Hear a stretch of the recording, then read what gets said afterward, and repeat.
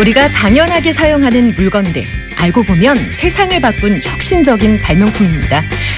과거부터 현재까지 인류의 삶을 변화시킨 놀라운 발명 이야기들을 전해드리는 시간이죠. 세상을 바꾼 발명. 자, 부곡초등학교 학포 분교장 이도현 선생님과 함께하겠습니다.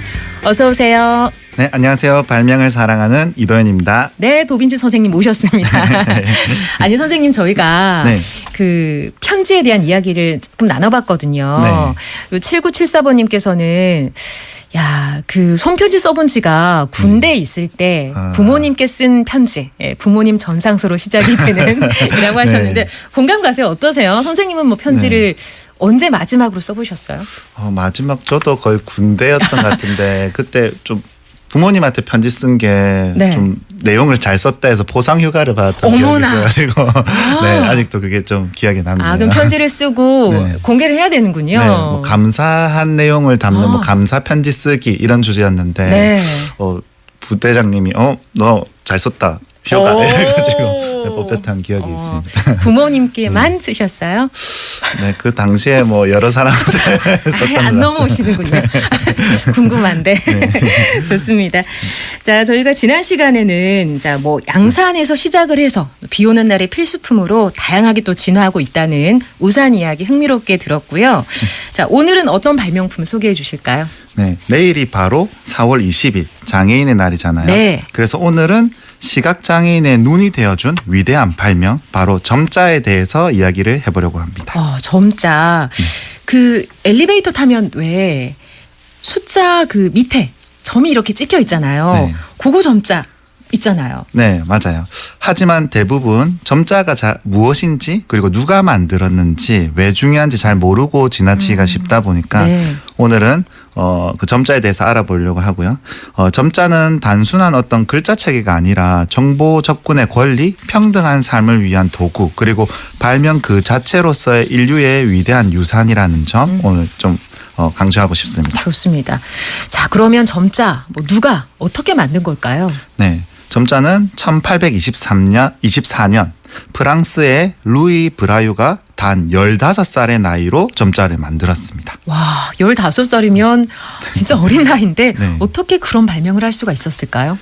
사실 루이 브라유는 3살 때 아버지의 작업장에서 공구를 만지다가 사고로 시력을 잃은 시각장애인이었습니다. 그 이후에 이제 프랑스 파리에 있는 시각장애인 학교에 입학을 하게 됐죠. 본인이 이제 시각적인 어려움을 겪으면서 이제 발명이 시작된 건데 아니 사실 그 시절에는 시각장애인을 위한 어떤 교육 환경 이런 것들이 예상해 보건데 지금보다는 훨씬 열악하지 않았을까 그런 생각이 들거든요. 네, 맞습니다. 당시에 책에 글씨를 볼록하게 이제 양각으로 새겨서 손으로 더듬으면서 읽는 방식이 있었는데 글자가 크고 비효율적이라서 읽는다는 것보다는 외운다는 느낌에 더 가까운 교육이었다고 합니다. 그래서 루이 브라유는 그 방식을 답답하게 느꼈고 보다 나은 방법을 고민하기 시작했죠. 그래서 내가 직접 점자를 발명하게 된 거군요. 네, 맞습니다. 그러던 중에 이제 루이는 나폴레옹 군대에서 밤에 조용히 명령을 전달하던 그 야간 암호 체계를 접하게 되는데요. 그 아이디어를 바탕으로 단 6개의 점 조합으로 63개의 글자와 기호를 표현할 수 있는 점자 체계를 고안하게 된 거죠. 오늘날 우리가 알고 있는 이런 점자의 기본 원형이 바로 이때 만들어진 거라고 할 수 있겠습니다. 그렇군요. 놀랍습니다. 15살 소년이 그 모든 걸 만들어냈다는 거잖아요. 네, 맞습니다. 루이 브라유는 훗날 이렇게 말했습니다. 나는 단지 문을 열었을 뿐이다. 이제 모두가 그 안으로 들어갈 수 있다. 이렇게 말했는데요. 점자는 시각장애인의 교육, 독서, 직업 그리고 인권과 존엄성까지 바꿔놓은 위대한 발명이라고 할 수 있습니다. 그래요. 점자가 없었다면 시각적인 어려움을 갖고 있는 분들에게 진짜 많은 제약이 따랐을 것 같습니다. 네, 맞습니다. 점자 이전에는 시각장애인은 글을 읽는 대신에 말로 듣거나 기억하는 방식에 의존해야 했고 이로 인해서 지식의 독립이나 사고의 자유가 제한이 많이 됐습니다. 하지만 점자가 생기고 나서 시각장애인도 이제 혼자 책을 읽고 글을 쓰고 생각을 표현할 수 있게 된 거죠. 저는 점자를 가장 조용하지만 가장 큰 목소리를 낸 발명이라고 표현하고 싶습니다. 가장 조용하지만 가장 큰 목소리를 낸 발명. 멋진 표현입니다. 근데 요즘 점자를 다양한 곳에서 보기는 좀 쉽지가 않은 것 같아요. 네, 안타깝게도 그런데요. 시각장애인 분들이 실제로 자주 접하는 점자는 엘리베이터 버튼이나 화장품 용기, 약 상자 정도인데 그나마 이게 또 틀리거나 지워지거나 위치가 어긋난 점자도 많아서 오히려 불편함을 준다는 그 사실도 있다고 네. 하더라고요. 그래서 또 심지어는 형식적으로만 넣은 점자가 더 불편하다라는 의견들도 있다고 하니까 우리 모두 조금 더 이 점자에 대한 관심을 가질 필요가 있을 것 같습니다. 그리고 저는 이번에 알게 된 건데 그 길 가시다 보면 바닥에 그 네. 노랗게 네.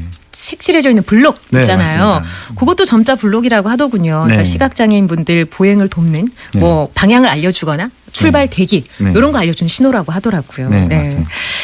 자, 그 점자책 같은 거 이런 것도 쉽게 볼 수 없는 건가요? 네, 맞습니다. 점자책은 일반 책보다 3배 이상 두껍고 또 무겁고 제작 비용도 5배 이상 비싸다고 합니다. 네. 그래서 하나의 책을 만드는데도 많은 시간과 예산이 들고 이 때문에 점자책 보급률이 매우 낮은 게 사실 현실인데요.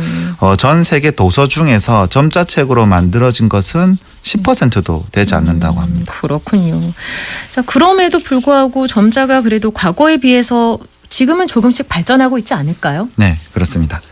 이제는 디지털 점자 단말기, 점자 스마트워치, AI 점자 번역기와 같은 첨단 기술도 함께하고 있습니다. 네. 요즘에는 스마트폰 화면에서 진동이나 압력, 초음파로 점자를 읽을 수 있는 그런 기술도 개발되고 있고요.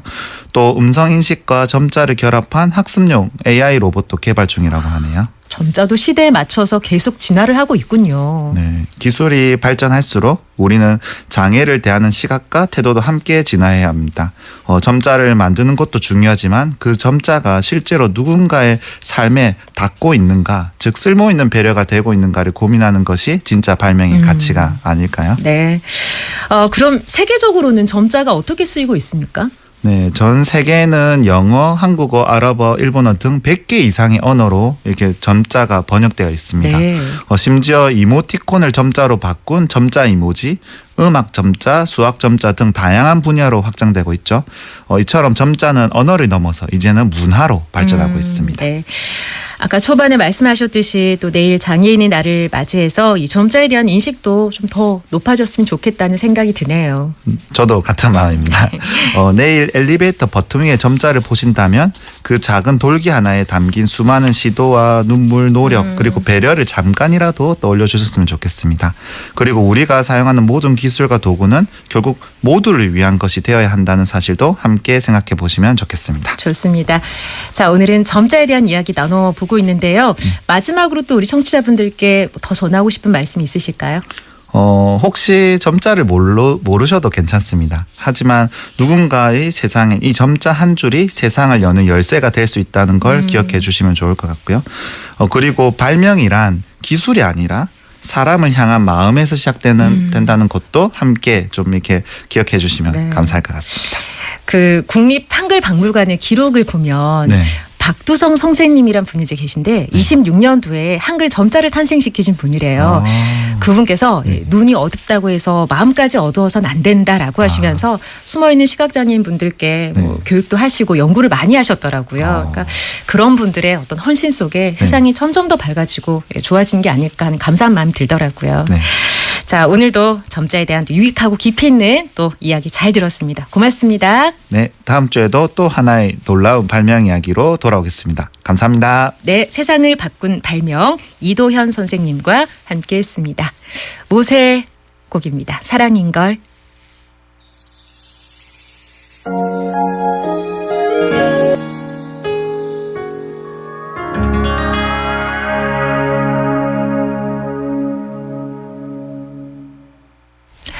네, 9025번님께서 세상을 바꾼 발명 들으시면서 시각장애인 분들께는 루이 브라유 같은 분이 한글을 창제한 세종대왕 같은 분이시겠네요 라고 문자 주셨어요. 그럼요. 또 우리나라에도 시각장애인 분들께 어떤 세종대왕 같은 박도성 선생님 같은 분도 계시고요.